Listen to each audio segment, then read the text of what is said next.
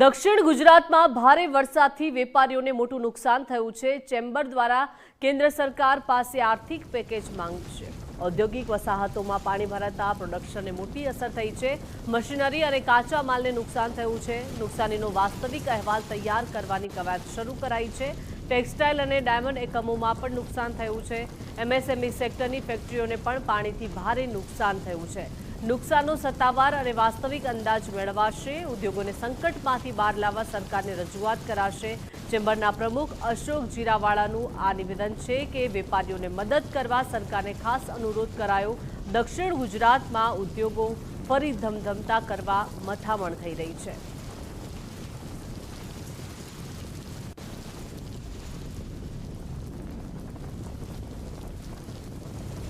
તો દક્ષિણ ગુજરાતમાં આભ ફાટ્યું છે અને આ ભારે વરસાદને કારણે અનેક વિસ્તારોમાં પાણી ભરાઈ ગયા છે। ખાસ કરીને વેપારીઓને મોટું નુકસાન થયું છે અને હવે ચેમ્બર દ્વારા કેન્દ્ર સરકાર પાસે આર્થિક પેકેજ માંગવામાં આવશે, કેમ કે વ્યાપક નુકસાન થઈ ગયું છે। અનેક ઔદ્યોગિક વસાહતો છે જેમાં પાણી ભરાઈ ગયા છે અને પ્રોડક્શનને મોટી અસર થઈ છે। મશીનરી હોય, કાચા માલ હોય, તેને વ્યાપક નુકસાન થયું છે અને નુકસાનીનો વાસ્તવિક અહેવાલ પણ તૈયાર કરવાની હવે કવાયત શરૂ થઈ ગઈ છે।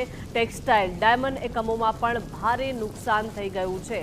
એમએસએમઈ સેક્ટરની ફેક્ટરીઓને પણ પાણી ભરાવાને કારણે નુકસાન થયું છે।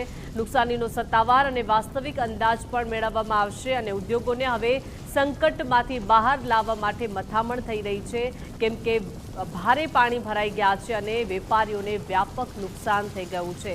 ત્યારે હવે નિર્ણય કરવામાં આવ્યો છે કે આ વ્યાપક નુકસાન કેટલું થયું છે, તેનો આંકડો શું છે અને કેટલા વેપારીઓને ત્યાં નુકસાન થયું છે તેનો અહેવાલ તૈયાર કરવા માટે મથામણ થઈ રહી છે અને વેપારીઓને મદદ કરવા સરકારને ખાસ અનુરોધ પણ કરાયો છે, કેમ કે દક્ષિણ ગુજરાતમાં ઉદ્યોગો ફરી ધમધમતા થાય તે માટે મથામણ કરવામાં આવી રહી છે। દક્ષિણ ગુજરાતમાં ભારે વરસાદથી વેપારીઓના હાલ બેહાલ થઈ ગયા છે અને સરકાર પાસે આર્થિક પેકેજ જે છે તે માંગવામાં આવશે, કેમ કે મોટા ભાગની ઔદ્યોગિક વસાહતો કે જ્યાં પાણી ભરાઈ ગયા છે। વધુ વિગતો સાથે સંવાદદાતા રાકેશ લાઈવ જોડાઈ ગયા છે। રાકેશ, દક્ષિણ ગુજરાતમાં ભારે વરસાદ ખાબક્યો અને ખાસ કરીને વેપારીઓને મોટું નુકસાન થઈ ગયું છે। વેપારીઓનું શું કહેવું છે, કેટલું નુકસાનીનો અંદાજ છે, શું વિગતો?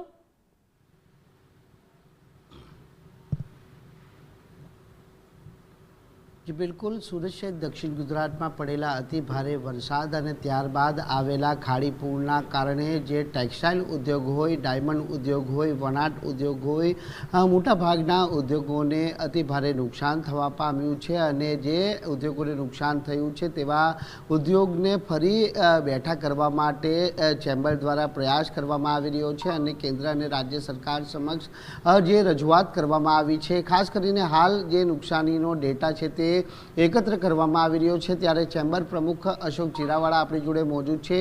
सीधी बात करीशुं तेमना जोड़े।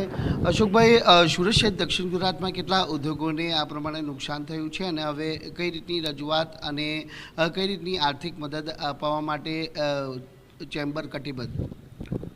चेम्बर एटले महाजननी संस्था है અને દરેક ઉદ્યોગોને જ્યાં જ્યાં પ્રભાવિત થયા છે દરેકનો ડેટા ચેમ્બર ઓફ કોમર્સ દ્વારા મંગાવવામાં આવ્યો છે। એમાં ટેક્સટાઇલ ઇન્ડસ્ટ્રીઝ હોય, ડાયમંડ ઇન્ડસ્ટ્રીઝ હોય કે બીજી કોઈ ટ્રેડિંગ હોય, મિલ હોય, પ્રોસેસિંગ હોય, એમ્બ્રોડરી હોય, તમામ ઉદ્યોગકારો જે અમારી સાથે 150 એસોસિએશનો જોડાયેલા છે તમામને પરિપત્ર દ્વારા અમે જાણ કરી દીધી કે જ્યાં જે લોકો રિયલ પ્રભાવિત છે, જે લોકો પાસે એના ફોટા પ્રૂફ છે એવા લોકો અમારી લિંક સાથે જોડાય અને પોતાનો ડેટા અમને કમ્પ્લીટ કરીને આપે। અત્યાર સુધીની 88 થી 100 જણા જેટલા લોકો અમારી સાથે ઓનલાઈન લિંકમાં જોડાઈ ગયા છે। એ લોકોના પોતાના ડેટા મોકલી પણ આપ્યા છે અને બાકીના ધીરે ધીરે આવી રહ્યા છે। તો હું કહું છું કે દરેક જે વિસ્તારમાં જે લોકો પ્રભાવિત થયા છે, જે લોકોનું નુકસાન થયું છે, જે લોકોની ઘરવકરીનું નુકસાન થયું, તમામે તમામ ઉપર ચેમ્બર ઓફ કોમર્સ દ્વારા વોચ રાખવામાં આવી છે અને તમામને અમે આહવાન કર્યું છે કે જે લોકોની મુસીબતમાં છે, જે લોકોએ સફર કર્યું છે આ પૂરની અંદર,